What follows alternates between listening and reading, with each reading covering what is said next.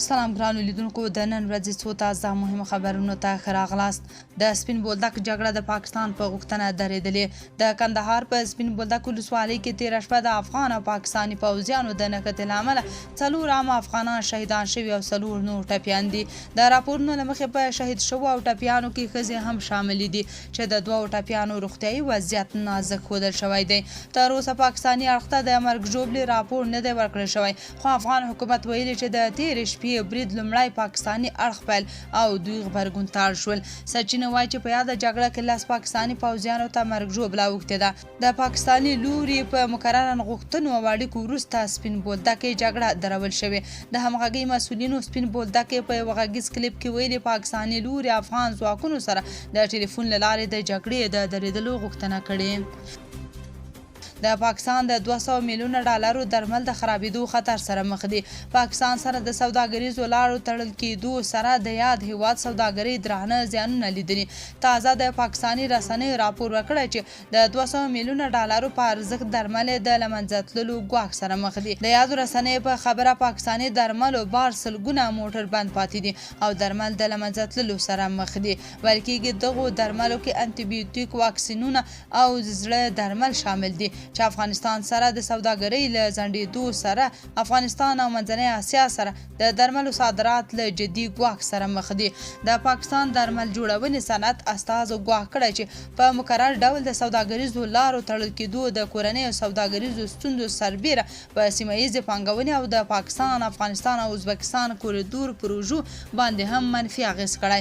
ویل کېږي تورخم او سپین بولدک کې د درملو درول د سیمه ییزو تولیدونکو لپاره په جدي اقتصادي ننګونه بدل شوی. پوتین او مودي ترهګرۍ سره د افغان حکومت مبارزه ستایلې. هندي رسنۍ راپور ورکړی چې د هند صدر اعظم نریندرا مودي او د روسیې ولسمشر ولادیمیر پوتین د 23مې کلنۍ ناستې په بیانیه کې له ترهګرو ډلو سره د افغان حکومت د مبارزې هرکلی کړی او ستایلې ده.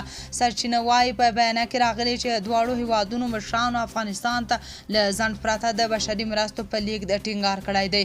همدارنګه په دې بیانیه کې د افغانستان په اړه د هند او روسیې نږدې همغږي په ځانګړې توګه د خبرو اترو د میکانیزم له لارې همکاري هم ستایل شوې ده.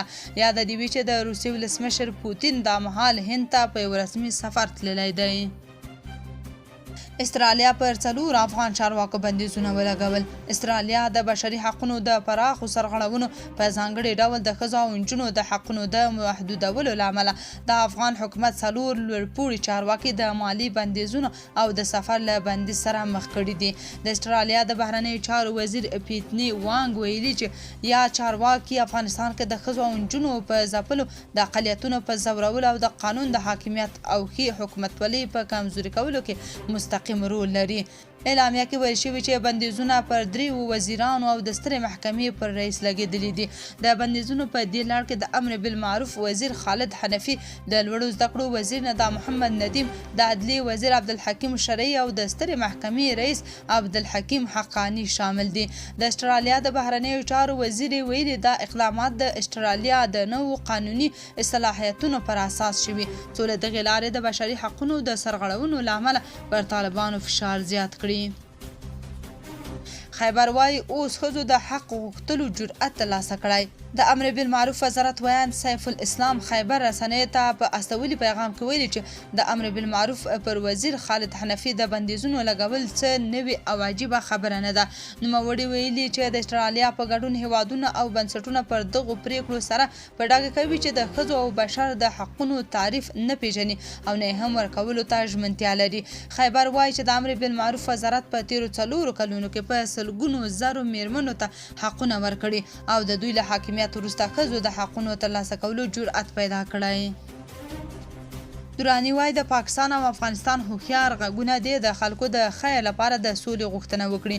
د افغانستان لپاره د پاکستان مخکني ځانګړي استازي اسف دراني ټینګار کړی چې د دواړو هیوادونو هوښیار او معقول غږونه باید د خپلو خلکو د هوساینې او سولې لپاره یو ځای راپورته شي او د جګړو او تاوتریخوالي مخه دې ونیسي. اسف دراني په ایکس پوسټ کې لیکلي د تجارت بندول یا د بې ګناه خلکو د وژلو اجازه ورکول د دولت چلند یا پوځي ځواک ننداره نه ده. لا هیڅ اسلامي، انساني یا اخلاقي بنسټ نه لري که د کومې نظریې یا حکومتدارۍ تر چته لاندې وي. هغه پوښتنه هم مطرح کړې چې هماغه غږونه اوس چیرته دي. افغان کرنیز محصولات په عادي ډول نړیوال بازارونو ته رسیږي. د کرنې وزارت مرستیال مولوي سید اعظم عثماني وایي له پاکستان سره د سوداګریزو لارو له تړل کېدو وروسته افغان کرنیزو محصولاتو ته د بازار موندنې هڅې لا هم دوام لري. ښاغلي عثماني ویلي چې دا مهال د هند، ایران او ازبکستان بازارونو ته د افغان کرنیزو محصولاتو صادرات په عادي ډول دوام لري. نوموړي ویلي چې افغاني تولیدات تر پخوا معیاري شوي او په بېلابېلو برخو کې د بازار موندنې هڅې روانې دي. له دې سره هممهاله له پاکستان څخه راپورونه وایي چې د لارو د بندښت له امله په ورځني ډول پاکستاني سوداګر تر 4 میلیونه امریکایي ډالرو زیان ګالي.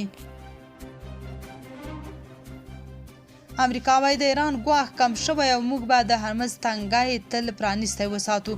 د امریکا د 2025 د ملي امنیت په نوې ستراتیژۍ کې د ډونالډ ټرمپ حکومت اعلان کړی چې واشنګټن لا هم ژمن دی چې د هرمز تنګی پرانیستی وساتي او د خلیج فارس پر انرژي د ښکاره دښمنانو د واکمنۍ مخه ونیسي. په داسې حال کې چې په یاد سند کې د ایران ګواښ د پخوا پرتله کم مهم ښودل شوی دی. د 2025 ملي امنیت ستراتیژیک سند چې د پنجشنبې په ماښام د لیندۍ په 14مه خپور شوی د ایران د رول د خلیج فارس د انرژي امنیت او د منځني ختیځ د ځایګي په اړه د امریکا نوې ارزونه وړاندې کوي.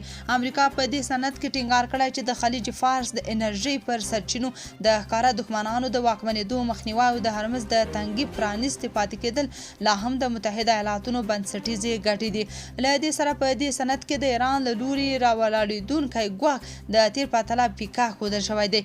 د سند په یوې برخه کې راغلي ایران چې په سیمه کې اصلي بې ثباته کوونکی ځواک ګڼل کېږي د 2023 کال د اکتوبر له 1 وروسته د اسرائیلو د اقداماتو او د 2025 کال د جون د نیمې شپې چکش عملیاتو له امله سخت کمزوری شوی او د هغه په اټومي وړتیاو کې د پام وړ کمښت راغلی دی. پاکستان او ایران تیره ورځ په جبري توګه نږدې 3000 افغان کډوال ایستلي. د کډوالو ستونزو ته د رسېدنې عالي کمیسیون د تازه معلوماتو پر اساس د جمعې په ورځ له پاکستان او ایران څخه ټول 2915 افغان کډوال د هیواد بېلابېلو لارو څخه جبري افغانستان ته ستانه کړل شوي دي. د دغه کمیسیون په راپور کې راغلي د جمعې په ورځ د یعنې د لیندۍ 14مه د پاکستان د جمعې په ورځ یعنې د لیندۍ 14مه له پاکستان څخه 2543 افغان کډوال د تورخم، سپین بولدک او بهرامچي یعنې ډیورن کرښې له لارې هیواد ته راستانه شوي دي. راپور زیاتوي همدارنګه په همدې موده کې له ایران څخه 422 افغان کډوال د اسلام کلا او ریښمو بندرونو له لارې راستانه شوي دي.